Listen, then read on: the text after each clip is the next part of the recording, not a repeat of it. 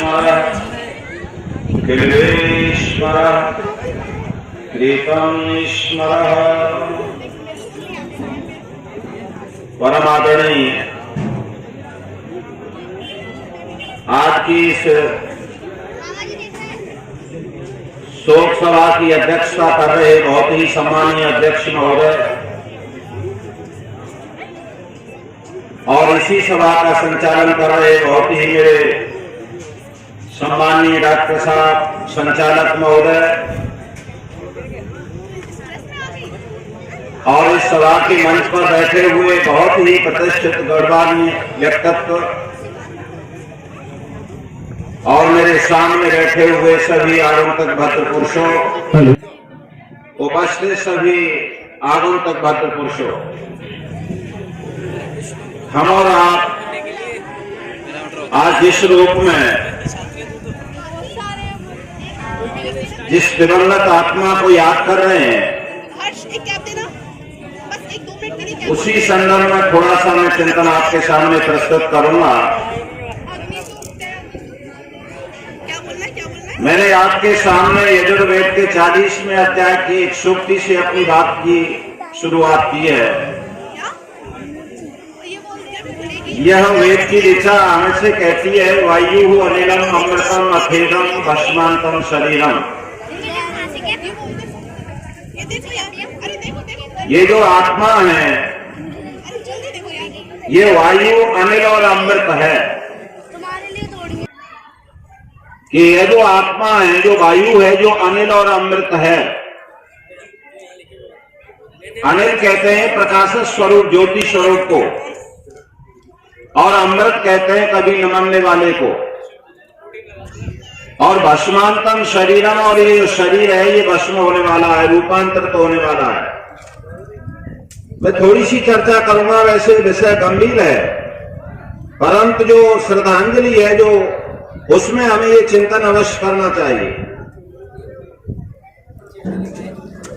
ये जो शरीर है इसे हम आप देख रहे हैं, ये सबको पता है ये शरीर है, परंतु जब आत्मा शब्द की बात आती है और पूछा जाए कि आत्मा क्या है, विद्वानों ने भिन्न भिन्न दर्शनों ने भिन्न भिन्न बात कहा है, परंतु मैं ज्यादा विस्तार में जाता हुआ आप लोगों से कहना चाहता हूं कि अगर आपसे ये प्रश्न किया जाए कि बोलता कौन है, आपसे प्रश्न किया जाए कि सुनता कौन है, आपसे प्रश्न किया जाए कि चलता कौन है, तो अधिकांशतः ये जवाब मिलता है कि कान सुनते हैं, आंख देखती हैं, पैर चलते हैं और हाथ कार्य करते हैं। परंतु विचार करिए, चिंतन करिए कि यह सत्य है। हम जब उस गहराई में जाते हैं, गंभीरता में जाते हैं, क्योंकि हमने और आप सभी ने जो मृतक बॉडी को देखा होगा, हमने हर परिवार में ऐसा कोई परिवार शायद ही होगा जहां पर कोई मृतक न हुआ हो और आपने उस पर विचार नहीं किया होगा। अगर विचार करते तो ऐसा प्रश्न का उत्तर नहीं आता जिसे हम डॉक्टर लोग मृतक घोषित कर देते हैं। क्या उसके आंख नहीं होती, क्या उसके कान नहीं होते, क्या उसके पैर और हाथ नहीं होते? आंखें रहते हुए वो क्यों नहीं देखती हैं और कानें रहते हुए वो क्यों नहीं सुनते हैं? इसके अर्थ होता है, इसके मायने होता है कि शरीर का जो स्वामी है, शरीर का जो मालिक है वो कोई, और उस जो स्वामी है उसका जो मालिक है उसे ही दर्शन और शास्त्र की परिभाषा में हम आत्मा कहते हैं। और उस आत्मा के विषय में ये कहा गया है कि अनिलम अमृतम, वो कभी मरता नहीं है। इसलिए आवश्यकता हो गई जो निरंतर चिरकाल से जो आत्मा हमारे साथ थी, जो हमारे परिवार के रूप में हमारे साथ रही, आज हम उस आत्मा को याद करें। और उस आत्मा को याद करने के लिए इसलिए हम यहाँ पर एकत्र भी हुए कि वो आत्मा एक साधारण आत्मा नहीं थी। इसके लिए शास्त्र कहता है परिवर्तनशील संसारे मृतः को वान जायते सजातो इन जाते न यात वंश समुन्नतम। बंधुओं मैं आपसे बता देना चाहता हूं कि इस परिवर्तनशील संसार में कौन नहीं मरता है। महाराजा भर्तृहरि ने अपने शतक के अंदर इसे बहुत सुंदरता से प्रस्तुत करते हुए लिखा कि परिवर्तनशील संसारे मृतः को वन जायते। इस परिवर्तनशील संसार में कौन नहीं मरता और कौन जन्म नहीं लेता है, परंतु जन्म लेना उसी का धन्य है, सार्थक है, सफल है, जिसके जन्म लेने से उसके परिवार की, उसके गोत्र की, उसके वंश की, उसके क्षेत्र की, परिवार की समुन्नति होती हो, उन्नति होती हो। तो आज हम जिस आत्मा को याद करने चले हैं वो एक ऐसा आत्मा था, वो एक ऐसी महान विभूति थी जिसने जन्म लेकर के मृत्यु पर्यंत ऐसे श्रेष्ठ कार्य किए, ऐसे अच्छे कार्य किए, ऐसे रचनात्मक कार्य किए। अगर आज उनको यहां पर याद किया जाए तो मैं कह सकता हूं कि उन्होंने जीवन पर्यंत बढ़ चढ़ करके भाग लिया। और आज मेरा हृदय गदगद होता है कि आज उनकी शोक सभा में सत्याग्रह प्रकाश के द्वारा उन्हें सम्मानित किया जा रहा है। उन्हें सत्याग्रह वाले तैयार प्रकाश देकर के जो है यहाँ पर जो सम्मानित किया जा रहा है। बंधुओं, मैं आपसे कह देना चाहता हूँ, इस बात को मैं इसलिए कहना चाहता हूँ, बता देना चाहता हूँ कि उस आत्मा ने 1950 के अंदर, आप ध्यान दें, यहाँ पर मंच पर सारे विद्वान लोग बैठे हैं, सारे लोग बैठे हैं कि सन 1950 में उस दिवंगत आत्मा ने आर्य समाज को जो है ज्वाइन किया, आर्य समाज में प्रवेश किया और सन 50 में आर्य समाज में प्रवेश करके उन्होंने न जाने कितने बढ़ चढ़ करके समाज का कार्य किया। बंधुओं, मैं आपसे कह देना चाहता हूं कि आर्य समाज में प्रवेश करने के पश्चात ही उस आत्मा को आर्य समाज के विद्वानों ने, आर्य समाज के मंच ने उन्हें महाशय की उपाधि से सम्मानित किया गया था। अगर कहीं पर महाशय रोशनलाल कहा जाता है तो वहां पर महाशय की उपाधि को देने वाला एक आर्य समाज संस्था थी, एक आर्य समाज मिशन था और आर्य समाज के विद्वान लोग थे। और आज उन्हीं के यादगार में सत्याग्रह प्रकाश, क्योंकि सत्याग्रह प्रकाश को रचने वाला, सत्याग्रह प्रकाश को बनाने वाला, सत्याग्रह प्रकाश को लिखने वाला आर्य समाज का ही संस्थापक महर्षि स्वामी दयानंद सरस्वती थे, जिन्होंने सत्याग्रह प्रकाश को लिखा। और मैं कह देना चाहता हूं कि स्वामी दयानंद सरस्वती ने जो है सत्याग्रह प्रकाश को लिखा।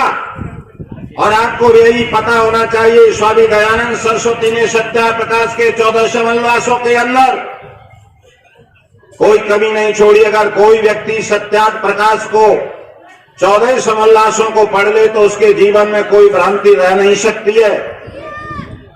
और ये कहा जाता है कि स्वामी दयानंद सरस्वती ने जो है ब्राह्मण कुल में जन्म लेकर के ही और ब्राह्मणों की भ्रांतियों को दूर किया था। एक ऐसा सिपाही, एक ऐसा सेनानी, ऐसा विद्वान ब्राह्मण परिवार में जो है पैदा हुआ था। उसी ब्राह्मण परिवार में पैदा होने वाला स्वामी दयानंद सरस्वती आर्य समाज की स्थापना करके, और जिस आत्मा को हम याद कर रहे हैं, उस आत्मा ने स्वामी दयानंद सरस्वती के मिशन में सन 1950 में भाग लेकर के मृत्यु पर्यंत उनके आदर्शों को निभाया। और मैं कह देना चाहता हूं, उसी मिशन के अंदर उस दिवंगत आत्मा ने, क्योंकि मैंने आपके सामने कहा कि जीवन उसी का सफल है, धन्य है जो समाज में और अपने परिवार को आगे ले जाता है। और उसी आत्मा ने सन 1957 के अंदर, आप सब लोगों को यह पता होना चाहिए, सन 1957 में जो है, जिस समय जो है प्रताप सिंह कैरों पंजाब के मुख्यमंत्री थे, उन्होंने जो है हिंदी रक्षा, हिंदी के ऊपर प्रतिबंध लगा दिया था। और हमारी जो मातृभाषा संस्कृति, हमारी जो मातृभाषा हिंदी थी, उसको रोक दिया गया था। और उसी संदर्भ में आर्य समाज के मिशन ने कार्य किया। और उसी मिशन के अंतर्गत महाशय रोशनलाल जी जो है 8 माह तक जेल में रहे, जेल की यातनाओं को सहा और अपनी मातृभाषा हिंदी और संस्कृत की रक्षा के लिए उन्होंने जेल में यातनाएं सही। वो आत्मा ऐसा था। और इससे आगे मैं आपको बता देना चाहता हूं, आप लोगों को याद होना चाहिए, इसी मिशन के अंतर्गत महाशय जी ने सन 1967 के अंदर हिंदी गौरक्षा आंदोलन हुआ। गौरक्षा आंदोलन में भी बढ़ चढ़ करके भाग लिया और वहां पर जेल में यातनाओं को सहा। इसलिए मैं कह देना चाहता हूं कि वो ऐसी एक आत्मा थी जिन्होंने जीवन पर्यंत ऐसा कार्य किया, उस कार्य को करते करते मृत्यु पर्यंत उन्होंने किसी मिथ्यावाद से, किसी काल्पनिक सत्य से समझौता कभी नहीं किया।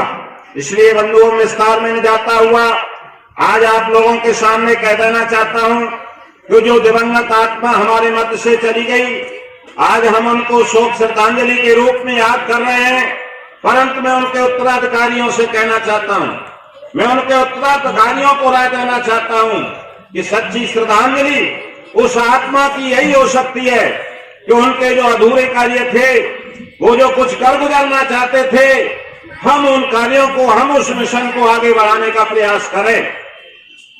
उस आत्मा ने जो स्वप्न संयोजा था, उन्होंने जो समाज को आगे ले जाने का कार्य किया था, अपने आर्यावर्त देश को आगे बढ़ाने के लिए कार्य किया था, अनेक मिथ्यावाद को दूर करने के लिए उन्होंने प्रयत्न किया था। मैं आज यही अनुरोध इस मंच के माध्यम से करना चाहता हूं कि वो उसी मिशन को आगे बढ़ाने का कार्य करें।